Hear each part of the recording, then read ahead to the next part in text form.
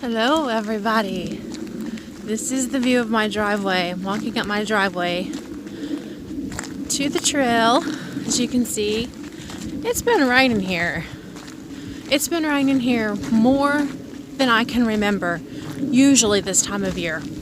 So the days are getting shorter and the temperatures are dropping. And tucked back here in the woods is the trail that I take you guys on with me. It leads me all the way back to my house, all the way back to our fire pit. So I can either start from there and walk this way through the woods into the clearing, or I can start here and walk through the woods all the way back to my house. The leaves here are still green, but you guys, it's in the 40s.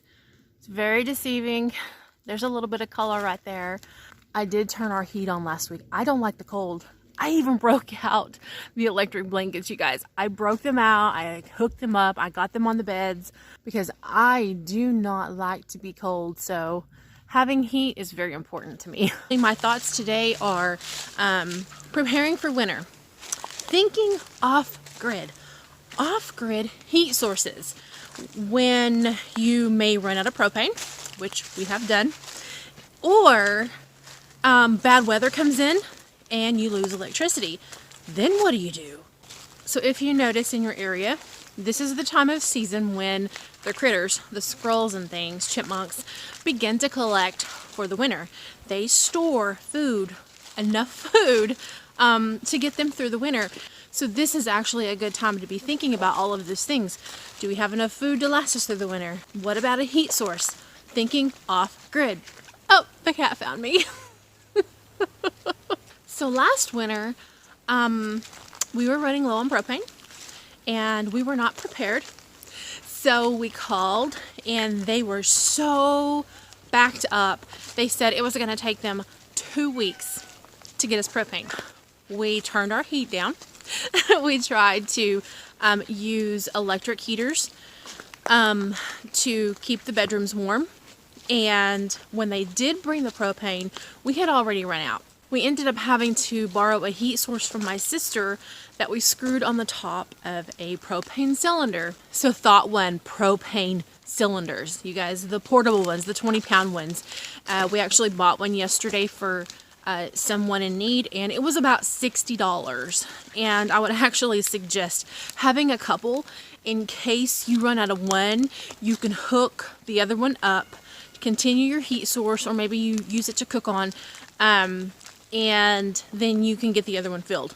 So we had to use that alternative source last year until they brought us the propane. When they brought us the propane, they weren't able to deliver the full amount. They weren't able to fill our tank because of a shortage. So this is something else that we need to be thinking about, is what if there is another propane shortage in our area? So with the weather being so unpredictable, let's just be thinking about off-grid heat sources. Another one is the buddy heater. That also runs on a cylinder propane tank. And if you're going to use these alternative sources, it would be a good idea to go ahead and pick up also a carbon monoxide detector, because you're emitting this stuff into your air and you cannot smell it. That is something that you cannot smell. So just kind of jot that down. If you're making a list of things to prepare for the winter, put those things on your list. And I know these things can add up because the buddy heaters are like $100 and up, depending on the size that you get. I would like to have a buddy heater. When we think of off-grid heating sources, I think we all pretty much think of burning wood. We do not have a way to burn wood. We do not have a fireplace, and we don't have a wood burning stove in our home. So that's why it's important for us to make sure that if, again, we run out of propane for some reason and the electric's off, what would we do?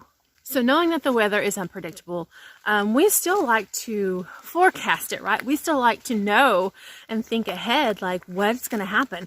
And so I was reading in the Farmer's Almanac, and they're actually predicting a very cold winter. I'll put a link to the Farmer's Almanac article in the description so that you guys can read it. Y'all remember last year when Texas got hit with snow? Wasn't that crazy? So because we can't know what's going to happen with the weather, now's a good time. Now is the perfect time, especially before everybody buys everything up. Just wanted to give you guys some things to be thinking about. If you're not already thinking about it, this is a good time to be thinking about it. And what is it that Patrick says? Pray for the best, prepare for the worst. And I think that's a really good phrase because we are praying people. We believe in Jesus Christ. He gives the animals warm places to hibernate, and he keeps them through the winter, and he's going to do the same for us. We do need to put in action things to be prepared for, right? I believe he does want us to be a smart people, but live on faith, live on trust that he will supply all of our needs according to his riches in glory in Jesus Christ. So I hope you guys have an amazing day. Thank you for watching. I'm going to walk back to my warm home. And until next time, God bless. You guys have an amazing day.